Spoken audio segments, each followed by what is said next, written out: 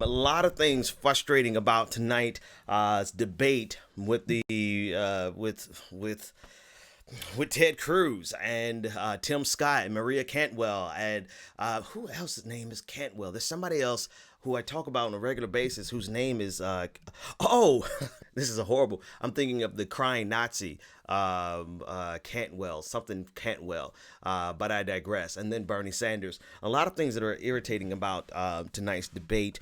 And I honestly, if I had to say somebody won, it would be the Republican Party.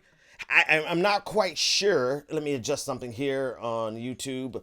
I'm not quite sure how you lose a debate, and it could just be me being super anal about this particular issue, which is why I'm up talking about it at 10:30 at night instead of being in the bed getting ready to wake up at 6 a.m. But passionate about this issue. And when you see people not seize the opportunity to expose to America, particularly Bernie Sanders, right? Sanders did the best that he could do. I'm not knocking him. I'm generally a fan of him. But I felt like Maria Cantwell actually presented the best arguments against the Republican policy, against the Republican tax plan. And that might sound shocking to some people because, as I mentioned it, people are like, oh, she's a centrist. She's this, she's that. And I'm like, that's fine. I don't care really who she is because at this point, we need everybody. We need all hands on deck, neoliberals and all. Right, this tax plan is beyond just this requires everyone. This bill that the Republican Party is trying to shove down the throats of American is a beyond a handout to corporations. It fundamentally changes the nature of our system. It requires cuts to Medicare, which nobody talked about. Nobody even brought up the fact that year over year, year after year, 4% cut is mandated by the pay goal legislation. Sequestration is going to require 4% cut from Medicare every single year, which is about $25 billion every year that is going to be taken from Medicare, and nobody mentioned that. Of course, the Republicans weren't going to mention that, but that was the job of Bernie Sanders and Maria Cantwell to mention that. Nobody mentioned that. And then finally, if it not have been for the that graduate student who was not the least bit impressed by Tim Scott's deflection about the fact that taxes are going to go up on grad students, if not for her, no one would have brought in the question about how this tax bill would increase taxes on graduate students. And they're, they seem to fail to realize, or actually what Tim Scott and the Republican Party is saying is that, hey, you're in grad school, so you know what, pay this bill for us now and you'll get a good job. You'll get a good job and be able to pay that back. Right. You don't even have to worry about the fact that you'll be paying, 30% of your income as a student to taxes on income that you don't literally receive, that you can convert into your other uses, right? These are tuition waivers are not dollars in your pocket. Tuition waivers are essentially just saying that you don't have to pay this tuition. It's a waiver, but you're going to be taxed on it. This was a give me. This was a give me for Democrats, and they could have easily exposed. Someone in the chat room, the Philosopher Stone, said, let's face it, the Dems are in on it. I don't have to go there. You could argue that, but I don't even think that's the problem. And this is why the subtitle is this: why Democrats always lose these debates. It's because Democrats actually know, because Republicans have it easy. It is extremely easy to do what Ted Cruz did tonight, which was simply to say, you want to raise taxes, and we want to lower taxes. That's the easiest talking point in the world, and anyone is going to get excited about that. Say, well, I don't know. I think I'm going to have to take a look at it and see what these Republicans are talking about. They're talking about cutting my taxes, so maybe I'll just go and check them out.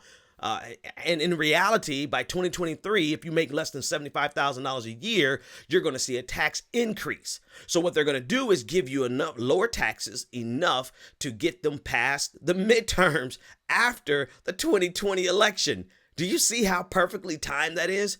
So the benefits of the tax breaks, you will feel by 2020. You're going to feel it and be like, this is good. Let's elect Donald Trump into office again. Let's elect Republicans back into power. Get past the midterms of 2022, and they're like, oh man, this is good. It's just great. Republicans are doing great things. 2023, when it's said and done, and Republican majorities have been set in stone, and the Supreme Court is in control, full control of the Republican Party, 87 million Americans will see their taxes increase. But you know who won't see their taxes increase? Millionaires and billionaires. And you know whose tax breaks are permanent? Corporations. Alas. It is. Andrew Harrison said in the chat room, it's easier saying lower taxes is such an easy cop-out, while actually saying raising taxes to help others is a bit of a harder sell. And that's exactly it. That's exactly it. And, you know, here's the other reason Democrats lose these debates, and they're going to continue to lose these debates. And it's almost pointless to even have the debate because the Republicans have set this in motion so that they can pass this tax bill without any input from Democrats. But I don't think Democrats did themselves any favor. Bernie Sanders, right? Bernie Sanders didn't do himself any favor, or didn't do America any favor tonight, because they continue to argue on without challenging the underlying premises, right? They never challenged the fact, for instance, let's pull one that Ted Cruz loves to use all the time. John F. Kennedy. Oh, John F. Kennedy. I got to get his voice right. I want to do his voice one day because he's such an insane man with a crazy voice. But John F. Kennedy, he lowered taxes. You know, if he was in the Democratic Party today, he'd be chased out of the party. However the hell his voice is, I don't care. But the point is that that's his favorite talking point. And the fact of the matter is that JFK lowered taxes when taxes were at an all-time high, right? You suggest simply, and don't even argue on that. I already fell into my own trap. Don't even argue that. Simply say, at what point will you stop lowering taxes? Is there a point where you're going to cut taxes? And what if taxes are at 0%? Do you still expect that to stimulate the economy? That's what you asked them. If taxes were at 0%, where are you going to go to stimulate the economy? Because their entire argument is based on cutting taxes grows the economy. Cutting taxes stimulates the economy. All right, at what point will they no longer stimulate the economy?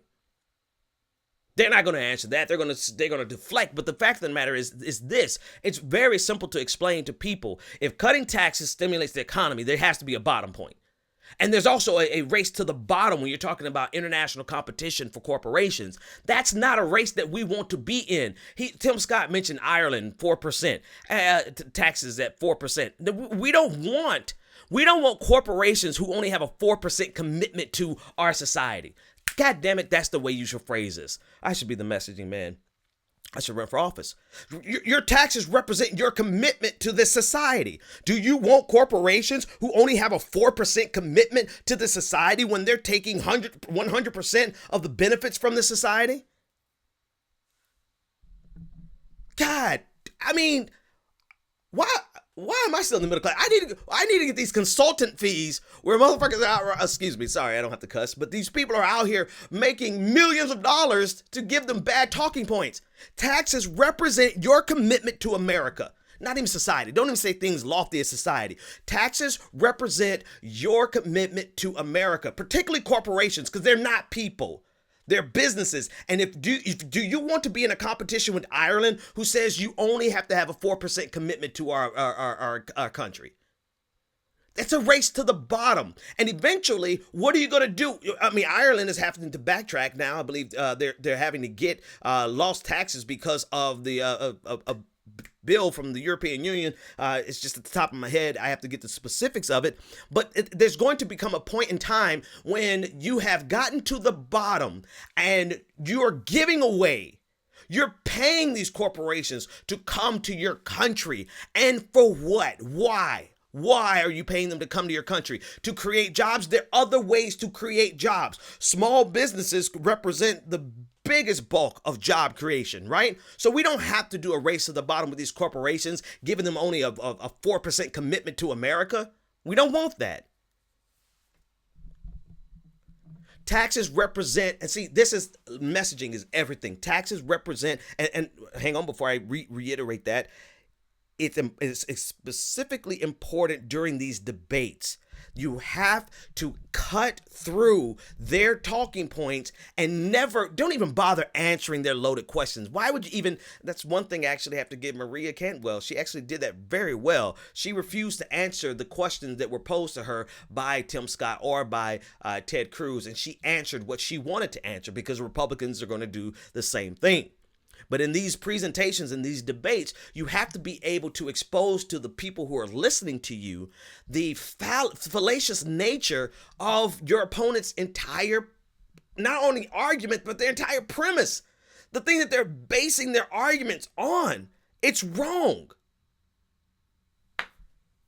Cutting taxes will not always stimulate the economy. When JFK cut taxes were high enough so that if we cut them, it actually stimulated the economy. Corporations right now are sitting on more wealth than they ever had in the history of the United States. They do not need more money to stimulate the economy, and nor is it, and this is something that Maria Cantwell did well, but she didn't close the deal. She kept blowing away that premise. Cutting taxes is not a guarantee to job growth. There is no guarantee unless you write it in the legislation. But she never required the Republicans on stage, Tim Scott and your boy Ted Cruz. She never required them to face that question. Ted Cruz loves calling you on the carpet saying, what's the difference between a Democrat and a socialist? Bitch, who cares? That's not what we're talking about tonight. We want to know from you why you want the corporations and the richest people in America to have the minimal amount of commitment to the United States of America and to the society from which they derive their wealth. They literally take their wealth off of the dollars and pennies of each and every one of us. They have no problem whatsoever with having hundreds of millions of people living on the edge, because living on the edge means you probably have another 50 cents that you could squeeze, or you might find $7 for gas that day because you have to get to work. And they're perfectly okay with that because they get that $7. They get that 50 cents. They get that from 100 million people, and their profits go out the roof. They're perfectly okay with having millions upon millions of people living from paycheck to paycheck because they know as soon as you get that paycheck, your overdraft fees are going to suck up the first 20% of your paycheck, and they get that. And not only do they get that, then they get all of your regular bills. All of that goes to banking institutions, and then you have to consume to survive. You have to buy food. You have to pay, you have to just do things to survive. They get that money too. And at the end of the first day of your paycheck, you've got less than 10% of your paycheck left if you're lucky. They have no problem whatsoever creating a society where everyone is living on the edge because they've created the mechanisms to get every penny of all of us who are living on the edge. And from that edge lifestyle, they have created ways of generating insane amounts of wealth. They can get their profit margin by squeezing the last bit of income from us, and they hit their profit margins. So they have no qualm whatsoever with having no commitment to America and to the American society from which they derive their wealth. They have no concern whatsoever with you and I living paycheck to paycheck, so long as they get that paycheck. When you finally get that paycheck, it goes right back to them. They have zero commitment. They want zero commitment to this American society.